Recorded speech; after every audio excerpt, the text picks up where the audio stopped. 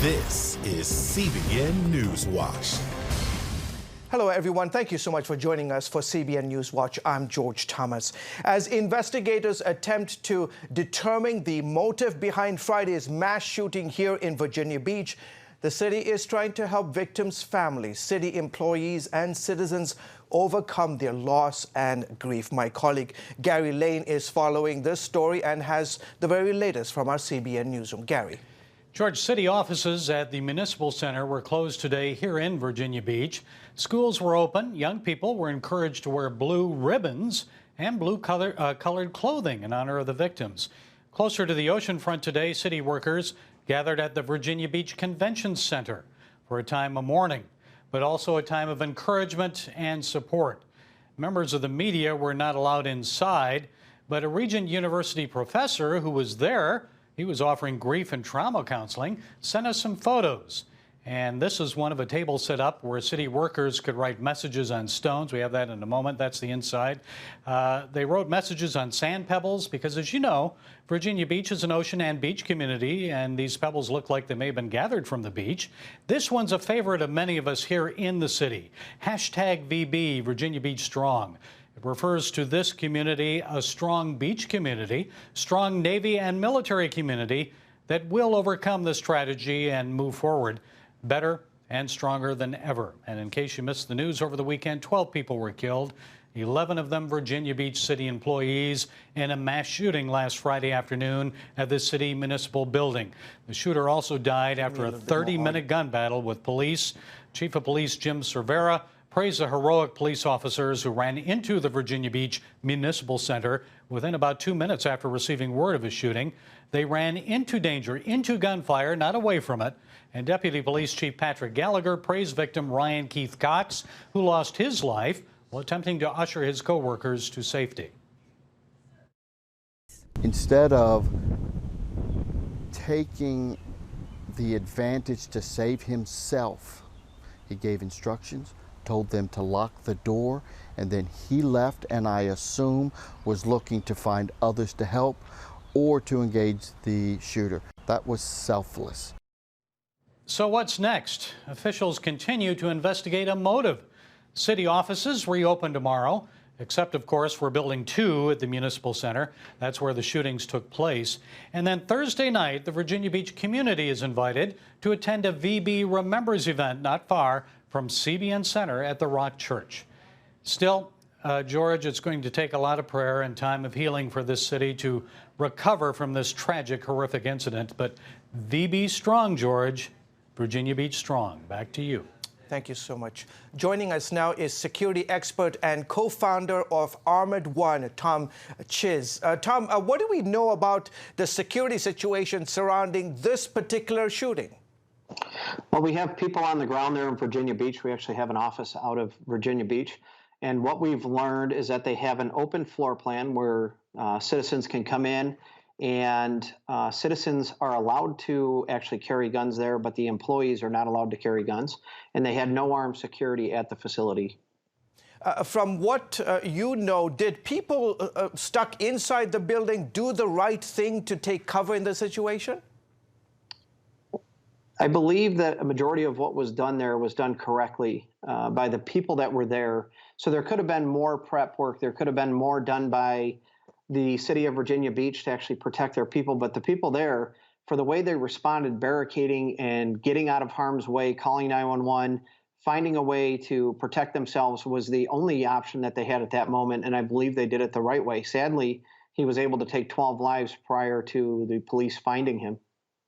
You know, Tom, most drills teach businesses how to keep an intruder out. But what happens in situations like this when it's one of their own employees? What is a proper procedure when the shooter already has access to a building? So the sad thing is that it was their own employee, but there are a lot of deterrents that you can do even though it's your own employee. He had an ID badge that he was able to move freely throughout the building, and yet the police could not get in. So what we look for is a quicker police response, fire and EMS, and we want to slow down the attacker. So if they disabled his badge, he would not have been able to move freely through the 3 floors. But there was much more that they could have done to slow down that attacker and giving police response and speeding them up to get to them there. It's a difficult battle, but again, this is a fight between good and evil, and there's no real explanation on why he did it, but other than the fact that he was out and set determined to kill as many people as possible.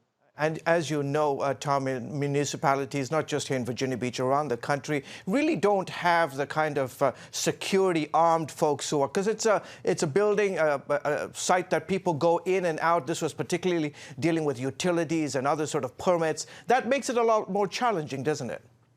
It absolutely does, and it's a big dollar amount when you look at it for cities and municipalities to add armed security to each building. What I believe could have been done better here, from what I'm getting from my investigators, and we have former FBI, Secret Service, Homeland Security that's out there investigating, is that they could have had a dedicated roving police officer who would check in on buildings and do random times so that they wouldn't know when they're there. And then also you control the access of where people can go and how they can penetrate. Even if you're working in one department, you can't get to the next without certain permissions. I know it slows down the flow of work for the day, but it also adds layers of security so that they just can't freely get around. Okay, terrific. Tom, thank you so much for giving us some insights on how we can better prepare ourselves in a situation like this. Thanks for coming on the show.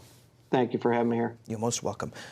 Virginia Beach, if you would like help, CBN's Operation Blessing is taking donations for the families of these victims. 100%, by the way, of your gift will go to these families to help them in their time of need. We have a story now from my colleague, Heather Sells. Take a look. Virginia Beach churches are grappling with what has happened. They are mourning the victims, and they're finding ways to minister to their community.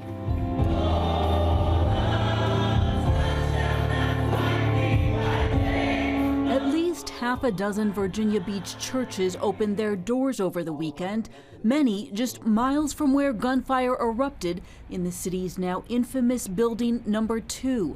Believers here are grieving together and supporting the community. I think it's an important opportunity for people to come together and just to start the healing process. There are a lot of churches that are coming together. They're praying, they're reaching out to hurting people. I think it shows who the church really is. Churches want to offer Virginia Beach the space to grieve, to lament, and they want to honor the victims and comfort their loved ones. We want the families and friends of the victims to know that they're not being forgotten. They're not lost in a list. For Pastor Steve Lentz, the loss is personal. Victim Bert Snelling was a deacon in his church. He lived just a great, wonderful, solid Christian life, loving his wife, loving his family, being a hard worker, devoting time to his church. Snelling, the only victim not employed by the city, was a contractor applying for a building permit. He walked in the normal course of an ordinary day to get a permit, and he walked out with a permit for heaven. Those who knew Keith Cox say his faith was strong as well. He was active in his church and gifted musically. Always has been friendly, always has been kind, always has been compassionate, and it just shakes us at the core. On Sunday, not far from the carnage, mourners came out to visit a memorial, bringing flowers, notes, teddy bears, and prayers. Behind the scenes, volunteer police chaplains met with the victims' families. We're present for them. That's what we're there for, in any way, shape, or form. Each victim's family has a chaplain assigned to them as long as needed. It's going to be very tough for them. Not only have they lost a loved one, but in a very tragic situation. The people that I was with today, their big concerns is their children. Many believers here say they can't quite believe that the mass shootings they've seen on the news are now a reality in their hometown. It seems like evil has won the victory at this point because there's been so much devastation. But the Bible tells us to not allow evil to reign, but to overcome evil with good. How that works out exactly, no one knows. For now, it's about sitting with a grief that's fresh and raw and taking comfort in the presence of the Lord. Reporting in Virginia Beach, Heather Sells, CBN News. Thank you so much, Heather. And be sure to watch tomorrow's 700 Club to hear how the family of one victim is remembering their lost loved one. We will also have more on this story and others on Faith Nation this evening. You can watch it right here on the CBN News channel. States across the Midwest are struggling as flooding continues to swamp communities. This after more than a week of extreme weather, which brought tornadoes and record-breaking rain. Residents in Oklahoma are being forced to evacuate after a levee on the Missouri River broke due to excessive rain. Nearly 150 homes are at risk of being swallowed by the rising rivers. It's going to get worse. I think we've got at least 10 more inches before we hit the crest. It's a very sad day in my life when I pull up and see my home underwater. Okay, we'll build back. Officials said the Mississippi and Arkansas rivers are also rising due to unusual levels because of the record-breaking floods. U.S. and Mexico officials begin talks today in an effort to meet demands by President Trump and to ward off his tariff threats. Trump is threatening 5% tariffs on Mexican imports starting June 10th if Mexico does not work to reduce the number of migrants at the border. Trump said the import tax will increase by 5% every month through October, when it would hit 25%. Mick Mulvaney, the acting White House chief of staff, said on Fox News Sunday that the president is deadly serious in his threats. Republicans warned that tariffs on Mexican imports would hit U.S. consumers and harm the economy. Meanwhile, President Trump arriving in London today for a two-day stay. He told reporters outside the White House before his departure that his expectations for the trip are high. I think it'll be very important. It certainly will be very interesting. There's a lot going on in the UK, and I'm sure it's going to work out very well for them. As you know, they want to do trade with the United States, and I think there's an opportunity for a very big trade deal at some point in the near future, and we'll see how that works out. Upon arrival, the President and First Lady were welcomed by the Queen at Buckingham Palace and shown around London's Westminster Abbey. During his visit, Trump will be meeting with Conservative British politician Boris Johnson. This after he suggested he'd support Johnson's effort to replace Theresa May as Prime Minister. Moving to the Middle East, Israel struck targets inside Syria after 2 rockets were launched toward Israeli territory over the weekend. Israel Defense Forces say one of the rockets landed inside Israel on the northern Golan Heights.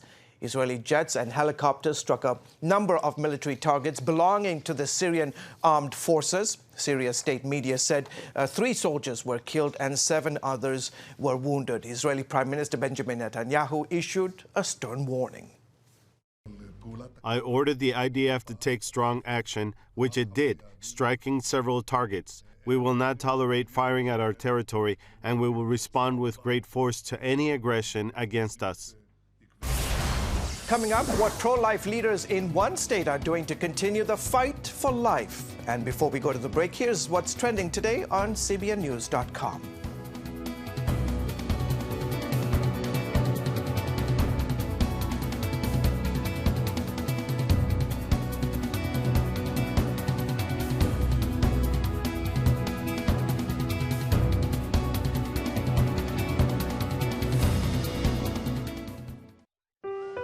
Life.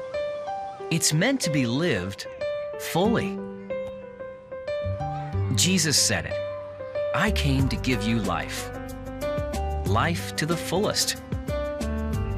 Life in your family. Life in your finances. Life in your body, mind, and spirit.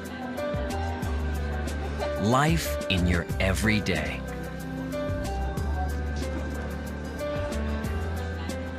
At CBN.com, we're taking what Jesus said seriously. We're here to help you discover life. Life. Live it fully. CBN.com.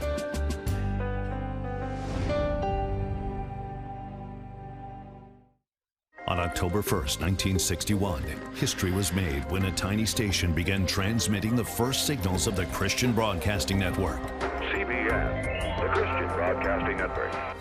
And now, a new era has begun with the all-new CBN News Channel. Just moments ago, the Iron Dome intercepted an incoming rocket right on the Gaza border. And ministering in this area, spiritual warfare is definitely involved.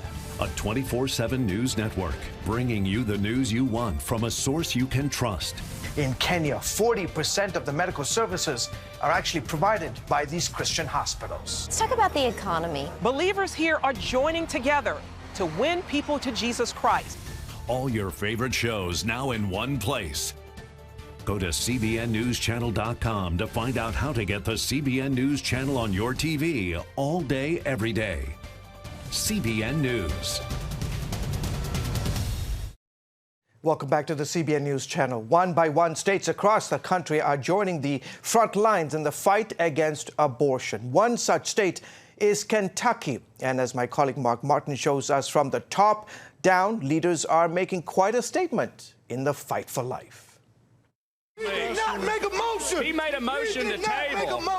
Emotions are high and passions run deep in the war over abortion, with the ultimate goal of convincing the Supreme Court to act. Kentucky's part of the pro-life battle may not be making headlines, but its legislative wins could make a big difference in the long run. And they hear that heartbeat. How can we say that that's not a child? Because it is one.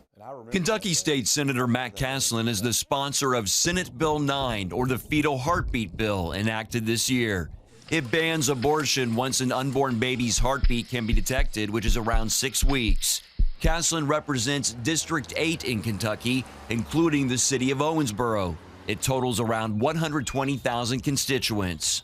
That might sound like a small number when you put it in the middle of a huge country, but if his heartbeat law is upheld, this district could have a profound impact on abortion nationwide. Although a federal judge has temporarily blocked the law, Caslin believes it has what it takes to go before the Supreme Court. There's no doubt that this law possibly could make it that far because of it already being challenged the day after we passed it. And if it would, that would be so great, because Kentucky, regardless of what the rest of the nation is doing in other states like New York and Virginia, we're standing up for life. And if this thing makes its way through the court system, we will fight it all the way to the end. Abortion survivor Claire Caldwell testified on behalf of Kentucky's heartbeat bill.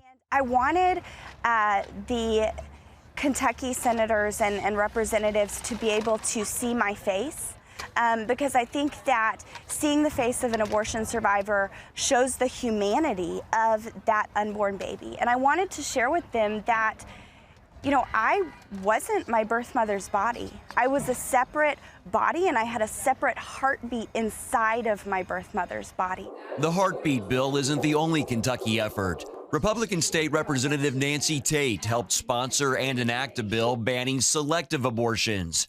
A federal judge also temporarily blocked this law. Who would have ever thought that that we would see this point where we would have to protect our children based upon race, national origin, sex, or disabilities? My ultimate goal, obviously, would be for it to go before the United States Supreme Court, as several states have enacted laws like this. And so I think that if we all band together, and the heartbeat bill as well, if we band together, then obviously that is communicating to the Supreme Court judges that there is enough passion in the states in order for us to implement laws similar to those nationwide. Kentucky's GOP leaders have made pro-life measures a priority since Republicans took control of both the state House and Senate in 2017. The governor is also a Republican and strongly pro-life. To me, it's not a function of whether it's popular. It's not a function of whether or not people like it. It's about whether it's right or not. And to defend those who have no ability to defend themselves, to give voice to the voiceless, is the responsibility of people in government. And I'm grateful to have the broad support of people in Kentucky who feel the same way, that feel that life itself is worthy of protection. The Lexington Herald Leader reported lawmakers filed a half-dozen bills in the 2019 legislative session to limit access to abortion. State Representative Chris Fugate wants Kentucky seen as a leader in the national pro-life movement. I think that it's the heart's desire of many legislators and our governor to follow what God wants and to be a light for God. You know, the Bible says, let your light so shine before men that they may see your good works and glorify your Father which is in heaven. And I think that it's the heart of the legislature here in Kentucky to glorify God, not us, but Him. Mark Martin, CBN News, Kentucky. Still ahead, how a German painter put the entire Bible on display in a very unique way.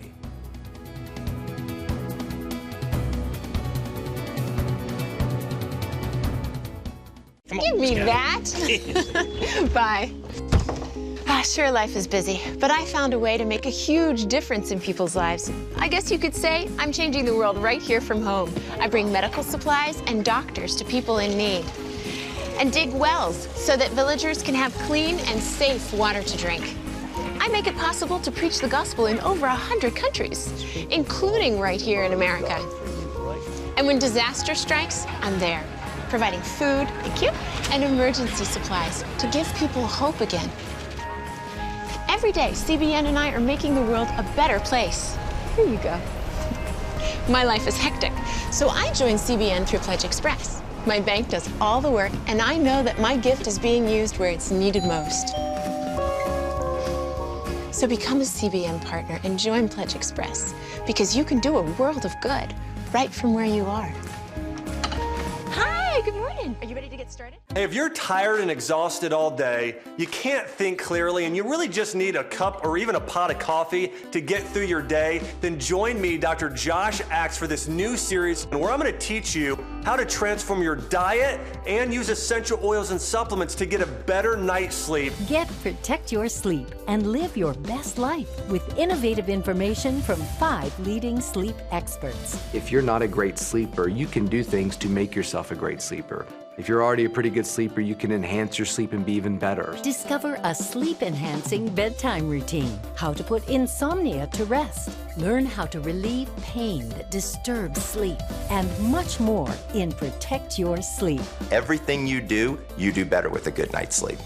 Wake up to your best life. Call 1-800-700-7000 to get your free DVD or booklet of Protect Your Sleep today. Don't miss out on this brand new series.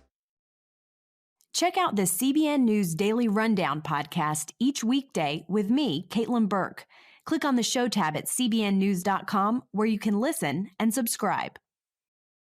And you are watching the CBN News channel. There was no separation of church and state on the National Mall this past weekend. The entire Bible was on display, but it wasn't just words on the pages.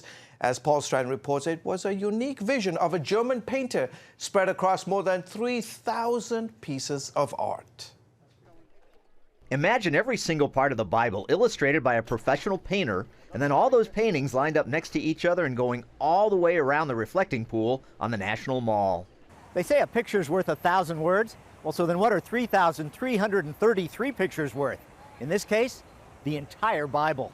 German painter Willy Wiedmann put many years of his life into this project. The head of the Museum of the Bible was excited to see it all displayed at once. It's the world's longest Bible, arguably the world's longest illustrated book.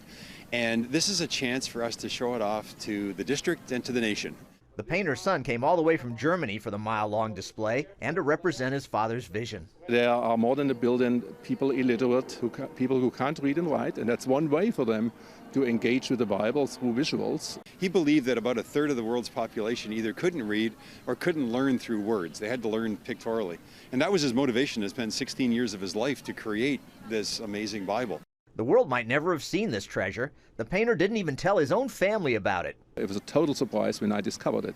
It was Martin and his family who discovered all the work their father had done. Well, he put it away in 4 big aluminum cases, which I found after he died in his attic. Wiedmann borrowed from many schools of art: surrealism, cubism, abstract expressionism. It led to a whole different look for biblical subjects. He never wanted God to have a face or a gender, and so God is always represented as a triangle coming from the top of the page.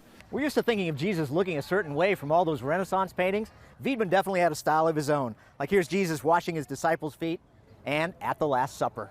Jesus is always represented with this crazy blonde hair. Don't know why. But no matter how people felt about the style, it was one massive biblical wonder to behold. To have a mile-long picture around the reflecting pool in form of a Bible, I mean, this is unheard of. Paul Strand, CBN News, the National Mall. Up next, a remarkable ending to what could have been a very tragic moment when one man almost jumped off a bridge to end his life. We'll update you on what he's doing now when we come back. We will move the American embassy to the eternal capital of the Jewish people, Jerusalem. As the nations rage, you can stand with Israel. History is being written, and I want to be a part of it. Call 1-800-700-7000 and get to life. This is our nature as a country. Discover the untold story of how Israeli volunteers are changing the world. We consider it our duty to reach out and help others around the world. For a gift of $10 or more, you can own the acclaimed CBN documentary To Life. To treat a human, no matter what he is, which religious he have, which color he is, this is what I'm doing. Support Israel in their time of need. Get to Life, now available on DVD. Call 1-800-700-7000 or log on to cbn.com. And I wish that other people throughout the world could see this side of Israel. Orphans Promise is committed to loving and serving at-risk children, to helping keep families together, and to creating opportunities for strong and sustainable communities around the world. We're working in over 60 countries around the world, and with your help, we can do even more. There's an old African proverb I love that says, if you want to run fast, run alone. But if you want to run far, run together. At Orphans Promise, we want to run far so we can touch the lives of as many orphaned and vulnerable children as possible. But we don't want to go alone. We're out to change the world, one child, one family, one community at a time. Will you join us?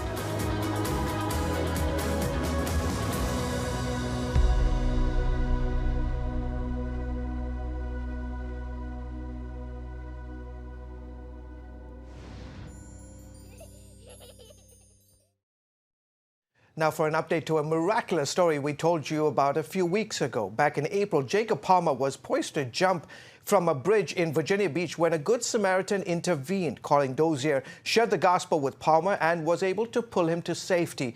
The ministry has since continued. Palmer was baptized Sunday at the Virginia Beach oceanfront, and Dozier took part in the special ceremony. Palmer said it was a day he will never forget, and he thanked Dozier for showing him the way. Wow, what a beautiful update. Well, that is it for this edition of NewsWatch. You can find more of the issues you care most about at cbnnews.com. You can also watch CBN News programs anytime right here on the CBN News channel. We'd love to hear what you think about the stories you have seen here.